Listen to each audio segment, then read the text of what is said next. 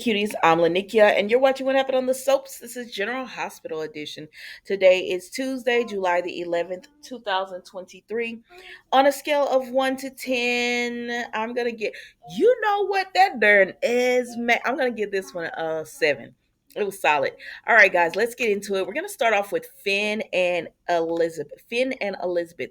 So they are at the park.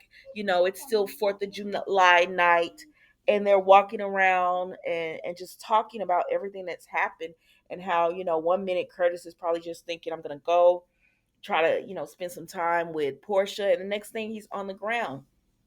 And they said Epiphany, really taught Elizabeth well as far as, taking emotions out of it, helping your patient. And then when it's all over, you know, prioritizing what just happened, as far as importance in your life and everything.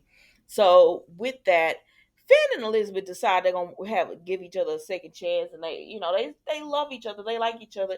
So it is what it is, and that's it, y'all. I like these two, but they have spent the last two episodes doing this when really just get back together. That's all it was. But I'm not mad at it. I like these two together.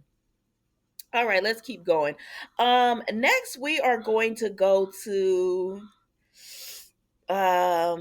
Sunny. So Sunny and Anna are still going over which one of the they was trying to take out. Okay, so it's got to be military. Anna's like, "What you got going on with Valentine?" And he said, "You know what it is, and I can't tell." And she said, so then Nina comes up, right? And Nina was like, "I heard about the shooting. I came out, as soon as she heard." And Sunny said, yeah, and she asked Anna, she told Anna and Sunny, "I'm glad you're both okay." And then she said, "Was somebody hurt?" And they finally told her someone was shot. And she was like, "Well, who?" And Sunny was hesitant about telling her because he knows how much she loves her some Curtis. But they're friends. Plus, I do like Curtis and Nina's relationship because no matter what's going on, he's had her back. Like when everybody else was like, "You're a horrible person," he still had her back. And I do like that, that they're just loyal to each other. So he does tell her it was Curtis, and of course Nina is upset about that. Dex calls Sonny. He updates him on what's exactly going on with Curtis, that he's going into surgery and it's not looking good. But they're gonna be, like prayers up. So hold on, y'all. All right. So Anna and Nina, of course, are like, what has happened? And he says, Curtis is going into surgery. And Nina's like, "Sonny, was this about you? Like, did somebody come to finish the job?" And he says, We don't know what happened or who they were going at because it could have just easily been Anna. But anyways, Nina's like, "I'm going to go to the hospital because, she loves her some Curtis." And she was like, she wants to go and be at the hospital. And he says, "Okay," and he has, who was it? Frank, he had Frank take her. And so she was like, "Okay, goodbye." So then Anna and Sunny continued to talk. She said, "Well, what did Nina mean when she said, did someone want to finish a job?" And he told her, "I thought we had a rule with each other." And she was like, "What rule?" And it was like, "Don't ask, don't tell. You won't tell me who's trying to take you out, and I won't tell you who's trying to take me out." She was like, "Oh, okay." But then she does ask Sonny, if you could do your life again, if you could, like, this life chose me, you chose this life. If you could do it all over again, would you? Um, no, I'm sorry. Sonny asked Anna that, and she said, "I don't know."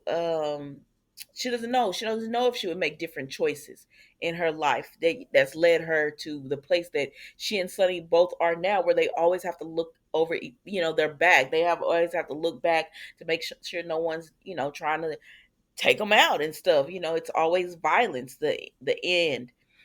And so she asked him, and he said when he was Mike, he was a different man when he was Mike. He didn't have to worry about all of this. But at the end of the day, he's still Sonny Corinthos. And whether he chose the life chose him, it doesn't matter. He's Sonny. And he'll always keep a part of Mike in his pocket, but that's who he is. And he has to live with who he is. And she was like, "Okay." And he said, "I would offer, to send you a ride home." And she said, "But you know better." And he told her, if anytime, you want to take me up on the offer, it's always stands. And she's like, okay. And that's how they part. So then we go to the hospital, right? We go to the hospital and we see Esme and um, Spencer, and she's telling him, "Thank you for taking the class." And she touches his shoulder, right? And Jocelyn sees that, and she said, "Excuse me." And so Jocelyn goes over there and she said, "Spencer, what the heck is going on here?" And they were like, "Oh, we were just taking this class or whatever." She said, "Staying late after class, would they assign extra homework and all this?" And then she tells Spencer, because he like, "What you doing here?" She tells him, "Your girlfriend downstairs and she needs you." He was like, "What?" She was like, "Curtis has been pap out." And he was like, "Oh, I gotta go." And he was like, "Esme, take a Uber home so you can check on Ace." And so Spencer, he takes off, right? So that just leaves Esme and Jocelyn. And so here go Jocelyn telling Esme, "Oh girl, you ain't going nowhere. We got words." And Esme is like, "Excuse me?" She said, "I see right through." Now y'all know I'm about to paraphrase all this. This might not be what they said, but this is what I heard. She said, "Listen, girl, I see all through that BS you trying to throw on Spencer.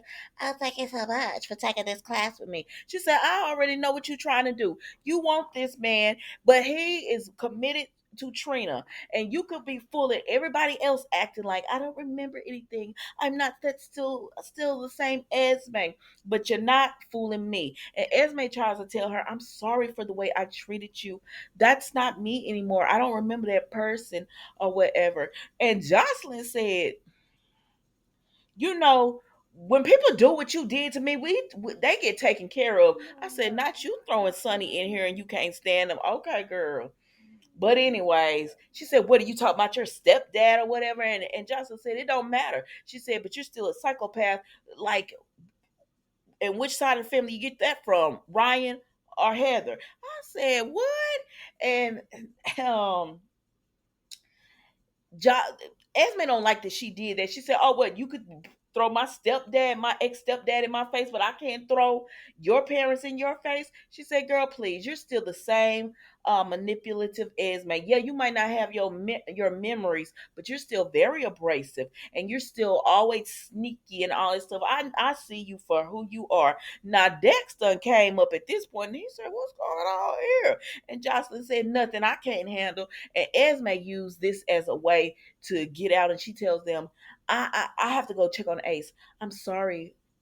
She tells Dex, not Jocelyn, "Tell Trina I'm thinking about her and her dad, and I'm sorry that everything's went down or whatever." And then she leaves. And Dex is telling Jocelyn, "What's going on?" And she said, "I think I just saw the real Esme." She said that girl, he said, "Do you think she has her memory back?" She said, "I don't know if she got her memory back, but she's still the same Esme. She's still that same Esme. She just doesn't have her memory, and she's still playing, trying to play around and act like she wants Spencer and all that, right?" That's not what she said, but that's what I heard. She's like, she acts like, "Oh, I'm just so innocent and I don't remember anything. I'm trying to change." She said, "But no, that's still the same Esme. That is still the same Esme that wants Spencer, that tries to just be manipulative and hurt people on purpose." And I said, "Well, maybe, I don't know." No, honestly, I do believe it. But I said, "Well, I'm gonna give her the benefit of the doubt and just say that, they doing this parenting class or whatever." But I do believe Esme wants Spencer. I don't care what anybody says. She wants Spencer. But I'm gonna give her the benefit of the doubt that she gonna take her butt on home, right? Girl, we get into this hospital and we see, but before we get there, we see Stella and Marshall talking, right? So they're sitting there talking, and he's telling her about Epiphany, and he misses Epiphany. And they had a relationship, so he's sad about everything that happened with her passing.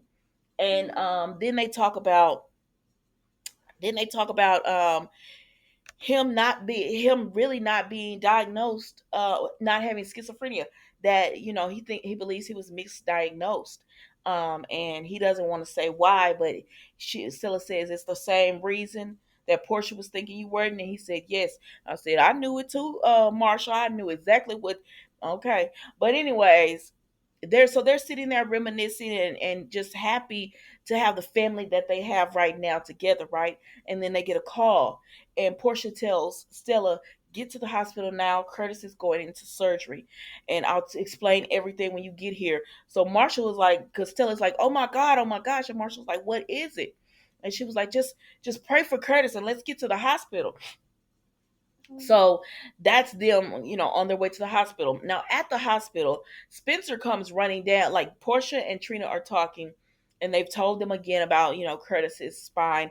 And Portia says we're his family, and plus Trina says Curtis is a fighter, so she tells the doctor, I have it on authority from his family, talking about Trina, that do whatever you do to save Curtis' life, because he would want to fight. He said, okay, that's what we're going to do. So they're sitting down there talking, and Trina is sad because, you know, she just got to know the man as being her father and everything. And now she's thinking the worst. And Portia's just like, you gotta, stay positive. And then Spencer comes, and of course, she runs to him because I don't care what's going on. You want to see the person that you love and be comforted by them. So she runs to him and everything. And then, you're getting a little warm. And then we see that after she go after she goes to him, um, Portia, Stella, them come in, right? And when they come in, Portia starts updating them on what happened to Curtis, and what happened at the Metro Court and everything. And before that, Curtis, they did roll Curtis through, and so Trina and Portia did get to see him. Of course, he's unconscious, but they did get to see him, and it was a little awkward moment, but we're gonna let that pass. So Portia starts telling Marshall and Stella what went down. At the same time, Trina is being comforted by Spencer, and he's telling her that everything is going to be all right. Curtis is a fighter, where you think you got that from? Like when we were in Greenland, you faced death, and you were strong about it. And she said, because I knew Curtis was fighting for me. And he said, well, now it's your turn to repay the favor and fight for Curtis. And so it did help her. And so they're all talking and everything. And then Nina comes up, and of course, Portia's happy to see her because she knows how much Nina cares for Curtis. So they update her on everything that's going on as well.